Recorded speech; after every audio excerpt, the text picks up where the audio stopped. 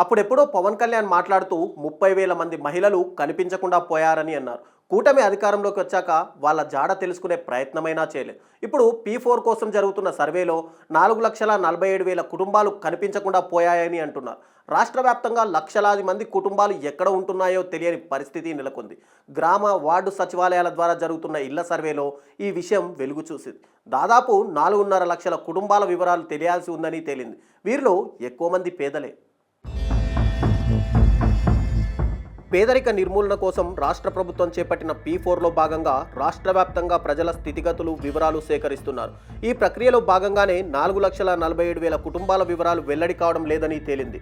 ఒక చోట నుండి మరో చోటకి మారి ఆధార్ కార్డులో చిరునామా మార్చుకోనందున ఈ పరిస్థితి ఏర్పడిందని తొలుత భావించారు. అయితే మరోసారి నిర్వహించిన సర్వేలో కొత్తగా 9,000 కుటుంబాల చిరునామాలు మాత్రమే సేకరించగలిగారని తెలుస్తోంది. మొత్తం వివరాలు లభ్యమైతేనే దిగువ స్థాయి వారికి ఆర్థికంగా సాయం చేసే అవకాశం ఓ కొలిక్కి వస్తుందని అంటున్నారు.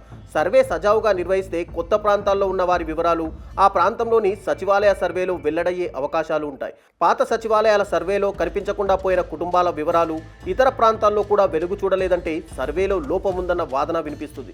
మరీ విచిత్రం ఏమిటంటే ఇలా కనిపించకుండా పోయిన కుటుంబాలు రాజధాని జిల్లాల్లోనే ఎక్కువగా ఉండడం, వివరాలు తెలియని కుటుంబాల్లో ఎక్కువగా గుంటూరు, ఎన్టీఆర్ జిల్లాలోనే అధికంగా ఉన్నాయంటున్నారు. ఈ రెండు జిల్లాలోనే ఏకంగా 73,000 కుటుంబాలకు పైగా వివరాలు లేవని సమాచారం. విశాఖలో కూడా మరో 41,000 కుటుంబాల వివరాలు తెలియడం లేదు. ఈ వివరాల కోసం ఇప్పుడు అధికారులు ఆరా తీస్తున్నారు.